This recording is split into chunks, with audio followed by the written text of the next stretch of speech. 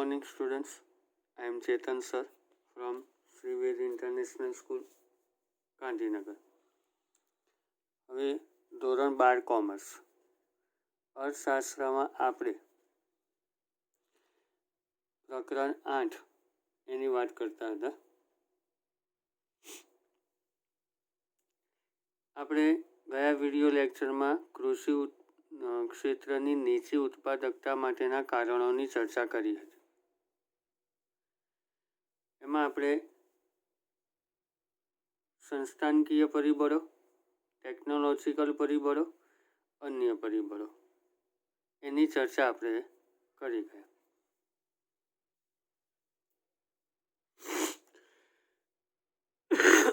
હવે વાત કરવાની છે કૃષિ ક્ષેત્રની ઉત્પાદકતા વધારવા માટેના ઉપાયો. તો જે નીચી કૃષિ ઉત્પાદકતા માટેના કારણો હતા એ જ પરિબળો તમારે ખેત ઉત્પાદકતા વધારવા માટેના ઉપાયોમાં કરવાની છે. એટલે કે સંસ્થાગત સુધારા, ટેકનોલોજીકલ સુધારા અને અન્ય.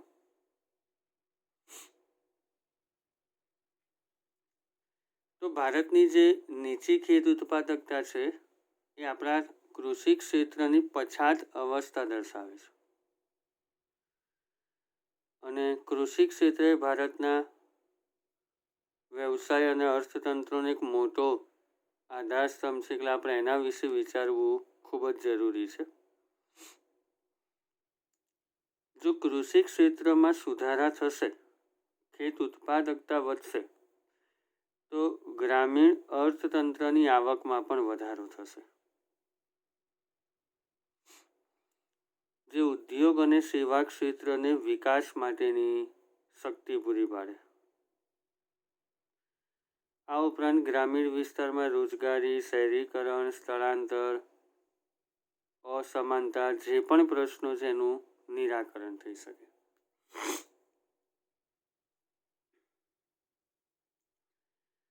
જો ભારતના કૃષિ ક્ષેત્રની નીચી ખેત ઉત્પાદકતા એ કૃષિ ક્ષેત્રની પછાત અવસ્થાનું પ્રતિબિંબ પૂરું પાડે છે. કૃષિ ક્ષેત્ર ભારતનો મુખ્ય વ્યવસાય અને અર્થતંત્રનો એક મોટો આધારસ્તંભ હોવાથી તેમાં સુધારણા થવા ખૂબ જરૂરી છે. આ ઉપરાંત કૃષિ ક્ષેત્રમાં ખેત ઉત્પાદકતા વધારવામાં આવતા ગ્રામ્ય અર્થતંત્રોની આવકમાં વધારો થશે, જે ઉદ્યોગ અને સેવા ક્ષેત્રને પણ વિકાસનું બળ પૂરું પાડશે તથા રોજગારી, શહેરીકરણ, સ્થળાંતર, આવકની અસમાનતા વગેરે પ્રશ્નોનું પણ નિરાકરણ થશે. તો કૃષિ ક્ષેત્રની ખેત ઉત્પાદકતા વધારવાના જે ઉપાયો છે એમાં 3 છે: સંસ્થાકીય સુધારા, ટેકનોલોજીકલ સુધારા અને અન્ય ઉપાયો. આપણે પહેલી વાત કરવાની છે સંસ્થાકીય સુધારા. તો કૃષિ ક્ષેત્રે જે ઉત્પાદકતામાં વધારો કરવા માટે આર્થિક આયોજનના ભાગરૂપે સંસ્થાકીય સુધારાઓ હાથ ધરવામાં આવ્યા છે. અને સરકારની એવી અપેક્ષા હતી કે આનાથી આર્થિક પ્રગતિ પણ વધારે અનુકૂળ થશે. તો કૃષિ ક્ષેત્રની ખેત ઉત્પાદકતામાં વધારો કરવા માટે ભારતમાં આર્થિક આયોજનના ભાગરૂપે સંસ્થાકીય સુધારાઓ હાથ ધરવામાં આવેલા છે, જે કૃષિ ક્ષેત્રની આર્થિક પ્રગતિ માટે અનુકૂળ બનશે. એમાં પહેલી બાબત છે જમીન વિષયક સુધારા. તો અંગ્રેજોના સમયથી જે જમીનદારી પ્રથાઓ ચાલતી હતી એને દૂર કરવા માટે ભારતના નાના ખેડૂતો, ગણોતિયાઓ, સીમાંત ખેડૂતોને પણ જમીન માલિકી હક પ્રાપ્ત થાય, ખેડ હકની સલામતી બને અને 7 નિયમનના કાયદાઓ પણ એ વખતે તૈયાર કરવામાં આવ્યા હતા. જેની પાછળનું કારણ હતું ખેડૂતોનું શોષણ અટકે અને ખેત ઉત્પાદનનો એ લોકો વધુ ભાગ પ્રાપ્ત કરી શકે, જેનાથી લોકો ખેત ઉત્પાદન વધારવા માટે પ્રોત્સાહિત બનશે અને કૃષિ ક્ષેત્રની ખેત ઉત્પાદકતા પણ વધશે. તો આપણે એમાં જોઈએ શું લખવાનું છે. ભારતમાં ખેડૂતોને જમીનની માલિકી મળે તથા ગણોતિયાને ખેડ હકની સલામતી પ્રાપ્ત થાય એ માટે જમીનદારી નાબૂદીના કાયદા, ખેડ હકની સલામતી તથા સાંઠ નિયમન અંગેના કાયદાઓ પસાર કરવામાં આવ્યા છે, જેના કારણે ખેડૂતોનું આર્થિક શોષણ થતું અટકે અને ખેત ઉત્પાદનનો મોટો ભાગ પ્રાપ્ત કરી શકે. એવી સ્થિતિનું નિર્માણ થતાં તેઓ ખેત ઉત્પાદન વધારવા પ્રયત્નશીલ બનશે અને તેનાથી કૃષિ ક્ષેત્રની ખેત ઉત્પાદકતા પણ વધશે.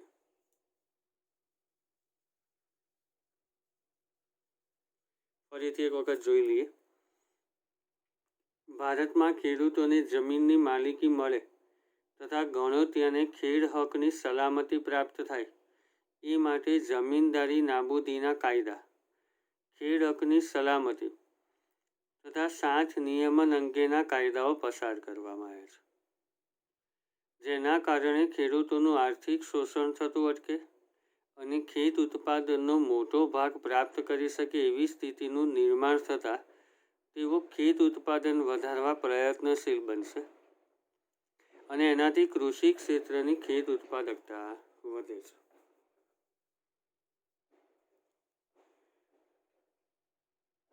હવે વાત આવે સંસ્થાકીય ધિરાણ.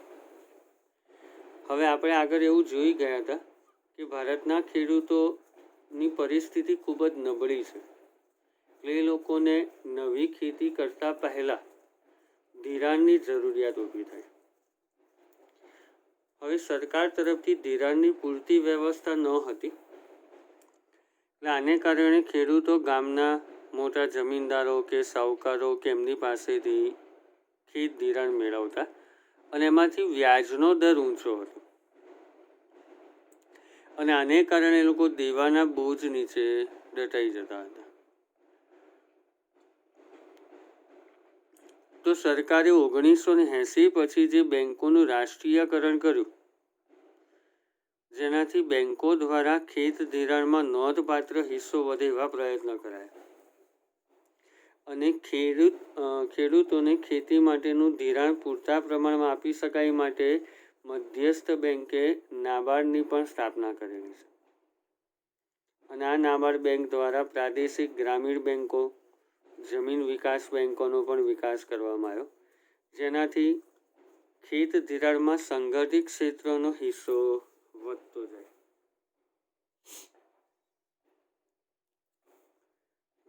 ભારતના મોટાભાગના ખેડૂતો ગરીબ હોવાથી તેમને વ્યાજબી દરે અને પૂરતા પ્રમાણમાં ધિરાણ અને નાણાકીય સગવડો અપાય તો ખેતી વિષયક મૂડી રોકાણ વધારીને ખેત ઉત્પાદકતા વધારી શકાય. આયોજન દરમિયાન સહકારી ધિરાણના માળખા દ્વારા ખેડૂતોને વ્યાજબી દરે ધિરાણ પૂરું પાડવાના પ્રયાસો થયા છે. 1980માં બેંકોનું રાષ્ટ્રીયકરણ કરી ખેત ધિરાણમાં નોંધપાત્ર વધારો કરાયો છે. ખેત ધિરાણ પર પૂરતું ધ્યાન આપી શકાય એ માટે મધ્યસ્થ બેંકના એક અંગ તરીકે 1982માં નાબાર્ડની સ્થાપના કરવામાં આવી છે, જેના અંતર્ગત પ્રાદેશિક ગ્રામીણ બેંકો અને જમીન વિકાસ બેંકો, લેન્ડ ડેવલપમેન્ટ બેંક્સ, એનો પણ વિકાસ કરવામાં આવ્યો છે. સરકારના આ પ્રયાસોને લીધે કુલ ખેત ધિરાણમાં સંગઠિત ક્ષેત્ર દ્વારા થતા ધિરાણનો ટકાવારી હિસ્સો વધ્યો છે. ફરીથી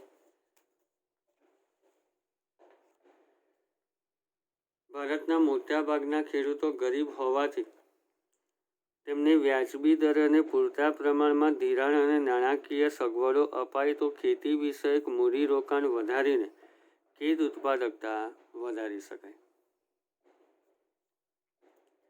આયોજન દરમિયાન સહકારી ધિરાણના માળખા દ્વારા ખેડૂતોને વ્યાજબી દરે ધિરાણ પૂરું પાડવાના પ્રયાસો થયા છે. 1980માં બેંકોનું રાષ્ટ્રીયકરણ કરી ખેત ધિરાણમાં નોંધપાત્ર વધારો કરાયો છે. ખેત ધિરાણ પર પૂરતું ધ્યાન આપી શકાય તે માટે મધ્યસ્થ બેંકના અંગ તરીકે 1982માં નાબાર્ડની સ્થાપના કરવામાં આવી છે. તેના અંતર્ગત પ્રાદેશિક ગ્રામીણ બેંકો અને જમીન વિકાસ બેંકોનો પણ વિકાસ કરવામાં આવ્યો છે. સરકારના આ પ્રયાસોને લીધે કુલ ખેત ધિરાણમાં સંગઠિત ક્ષેત્ર દ્વારા થતા ધિરાણનો ટકાવારી હિસ્સો વધ્યો છે.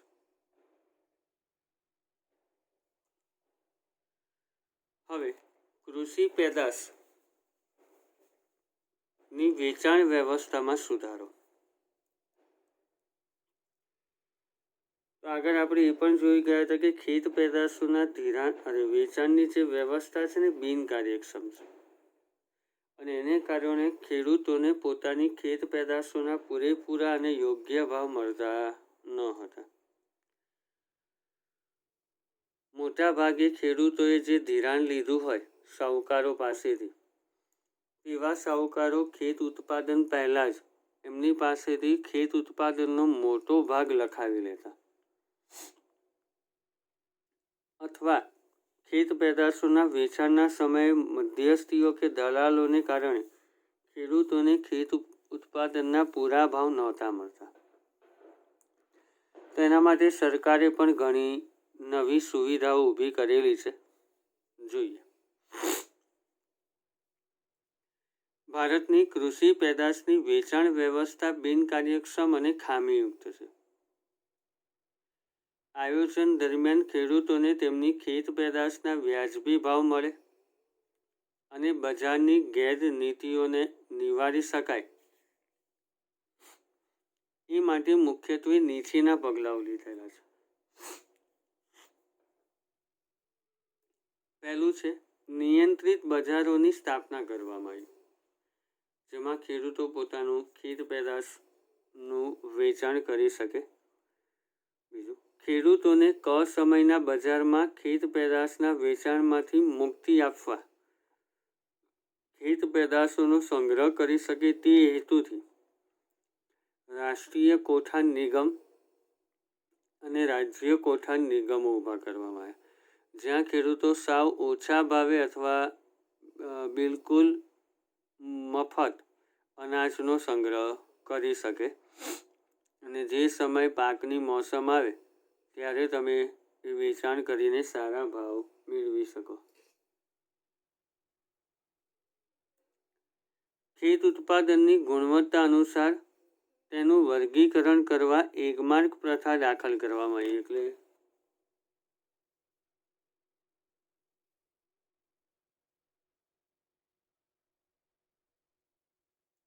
એની ઉપર સિક્કા કરવામાં આવે, એટલે જેથી એની ગુણવત્તા સારી છે એવું સાબિત થાય. ખેત પેદાશોના ભાવોની માહિતી ખેડૂતો સુધી પહોંચે તેવી વ્યવસ્થા ઊભી કરાઈ.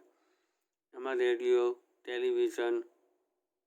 ટેલિવિઝન ઉપર દૂરદર્શનના જે કાર્યક્રમો આવે એના દ્વારા ખેડૂતોને ખેત પેદાશોના ભાવોની માહિતી મળે.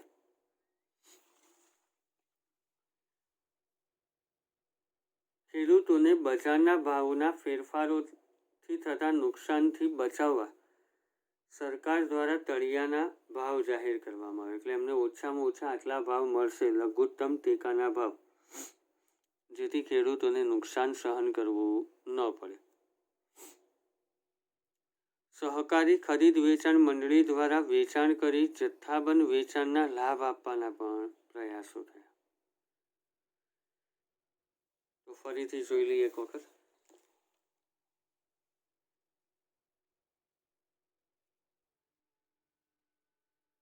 ભારતની કૃષિ પેદાશની વેચાણ વ્યવસ્થા બિનકાર્યક્ષમ અને ખામીયુક્ત છે. આયોજન દરમિયાન ખેડૂતોને તેમની ખેત પેદાશના વ્યાજબી ભાવ મળે અને બજારની ગેરરીતિઓને નિવારી શકાય તે માટે મુખ્યત્વે નીચેના પગલાં લીધા છે. એમાં પહેલું છે નિયંત્રિત બજારોની સ્થાપના કરવામાં આવી છે. બીજું, ખેડૂતોને સમયના બજારમાં ખેત પેદાશોના વેચાણમાંથી મુક્તિ આપવા ખેત પેદાશોનો સંગ્રહ કરી શકે તે હેતુથી રાષ્ટ્રીય કોઠા નિગમ અને રાજ્ય કોઠા નિગમો ઊભા કરવામાં આવ્યા છે. ખેત ઉત્પાદનોની ગુણવત્તા અનુસાર તેનું વર્ગીકરણ કરવા એકમાર્ગ પ્રથા દાખલ કરવામાં આવી છે. ખેત પેદાશોના ભાવોની માહિતી ખેડૂતો સુધી પહોંચે તેવી વ્યવસ્થા ઊભી કરાઈ છે.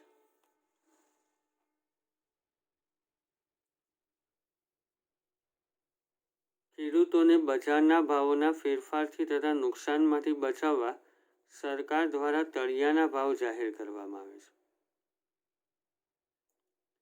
સહકારી ખરીદ વેચાણ મંડળી દ્વારા વેચાણ કરી જથ્થાબંધ વેચાણના લાભ આપવાના પ્રયાસો થયા છે. હવે વાત આવે કૃષિ સંશોધનો. તો ભારતના કૃષિ ક્ષેત્રની નીચી ઉત્પાદકતાનું કારણ હતું કે ભાઈ ખેડૂતો ભણેલા નથી અને આર્થિક રીતે સક્ષમ નથી. એ લોકો જાતે કોઈ નવું સંશોધન કરી શકવા માટે સક્ષમ નહોતા.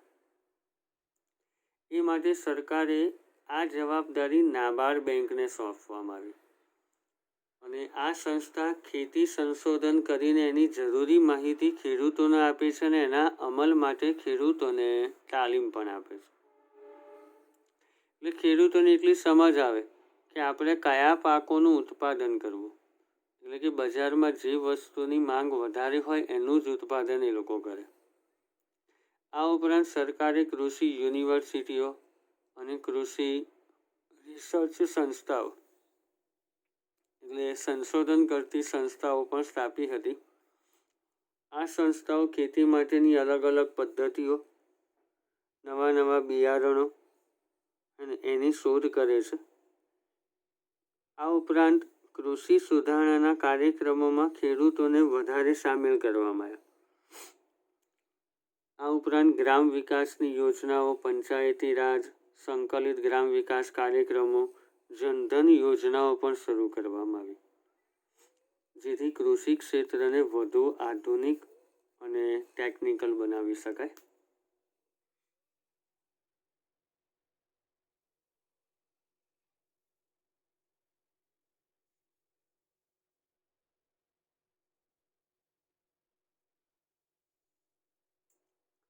તો જો ભારતના ખેડૂતો ઓછા શિક્ષિત હોવાથી તથા આર્થિક રીતે બિનસદ્ધર હોવાથી પોતાની જાતે કૃષિ સંશોધનો કરવા સક્ષમ નથી.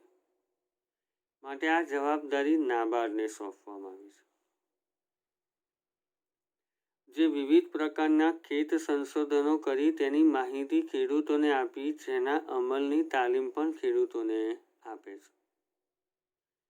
જેથી ખેડૂત પરંપરાગત ખેત પેદાશનું ઉત્પાદન કરવાને બદલે બજારમાં જે વસ્તુની માંગ હોય તેનું ઉત્પાદન કરી મહત્તમ લાભ મેળવી શકે.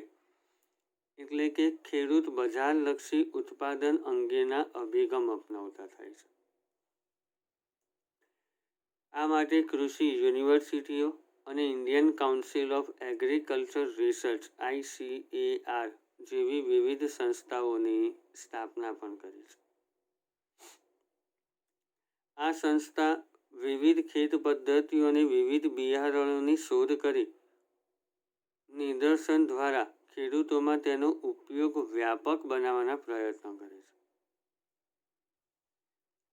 કૃષિ સુધારણા કાર્યક્રમોમાં ખેડૂતોની સામેલગીરી વધે તે હેતુથી સામૂહિક ગ્રામ વિકાસ યોજનાઓ, પંચાયતી રાજ, સંકલિત ગ્રામ વિકાસ યોજનાઓ, જનધન યોજના શરૂ કરી કૃષિ ક્ષેત્રને આધુનિક બનાવવાના પ્રયાસો થયા છે.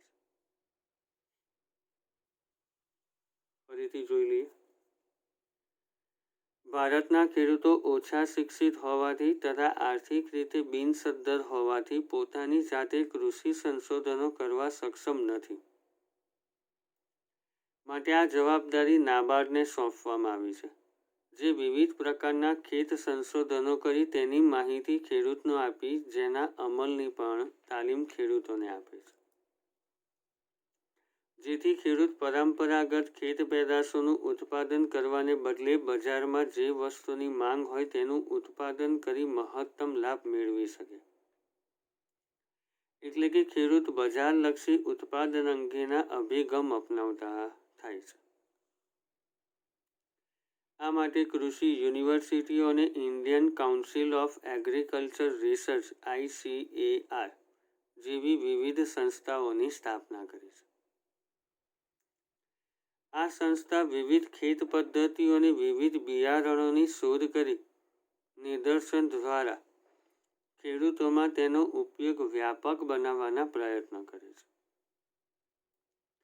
કૃષિ સુધારણા કાર્યક્રમોમાં ખેડૂતોની સામેલગીરી વધે તે હેતુથી સામૂહિક ગ્રામ વિકાસ યોજનાઓ, પંચાયતી રાજ, સંકલિત ગ્રામ વિકાસ યોજનાઓ, જનધન યોજના શરૂ કરી કૃષિ ક્ષેત્રને આધુનિક બનાવવાના પ્રયાસો થયા છે. હવે વાત આવે ટેકનોલોજીકલ સુધારા. હવે સંસ્થાનગત સુધારાની સાથે સાથે ટેકનોલોજીકલ સુધારા પણ મહત્વના છે. પણ સરખામણીની વાત કરીએ તો સંસ્થાનગત સુધારાની સરખામણીમાં ટેકનોલોજીકલ સુધારા છે ને વધુ ઝડપી લાભ આપનારા અને સરળ હતા. તેથી સરકારે ખેતી વિકાસની વ્યૂહરચનામાં આ ટેકનોલોજીકલ ફેરફારોને વધુ મહત્વ આપવામાં આવ્યું.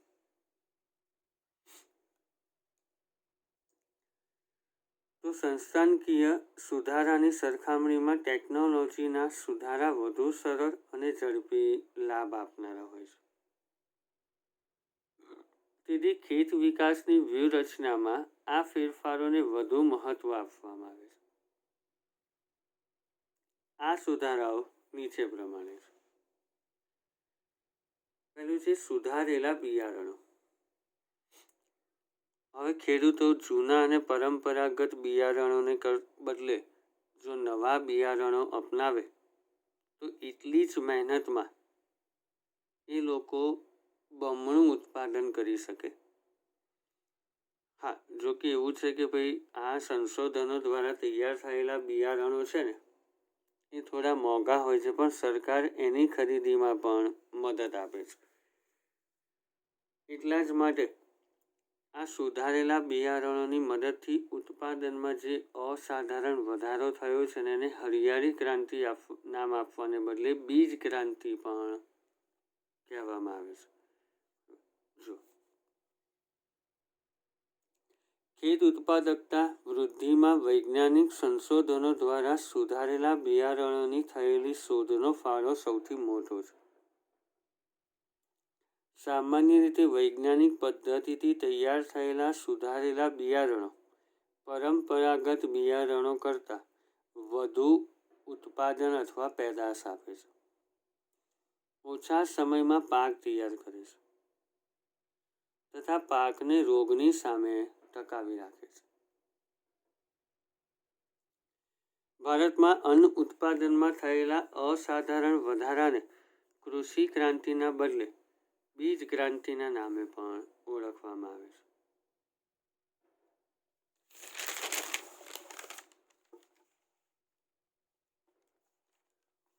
તો આયોજન દરમિયાન સુધારેલા બિયારણો વિકસાવવાના પ્રયાસોને ઉચ્ચ અગ્રિમતા આપવામાં આવી છે અને આ માટે રાષ્ટ્રીય કૃષિ સંશોધન સમિતિ, રાષ્ટ્રીય બીજ નિગમ અને કૃષિ વિશ્વવિદ્યાલયો પણ સ્થાપવામાં આવ્યા છે.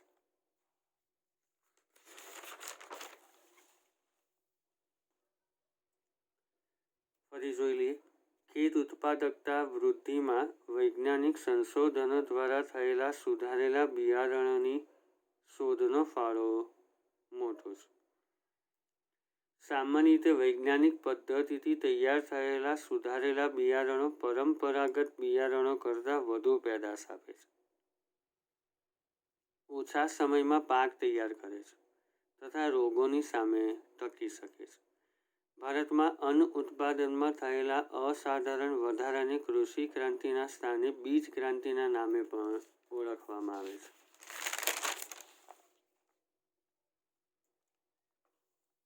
આયોજન દરમિયાન થયેલા સુધારેલા બિયારણો વિકસાવવાના પ્રયાસોને ઉચ્ચ અગ્રિમતા આપવામાં આવી છે.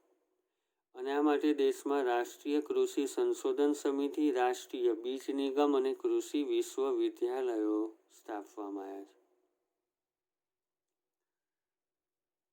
તો આ પ્રશ્ન અને આ મુદ્દા આજે જ આપણે તૈયાર કરીને લખાય એવો પ્રયત્ન કરીશું.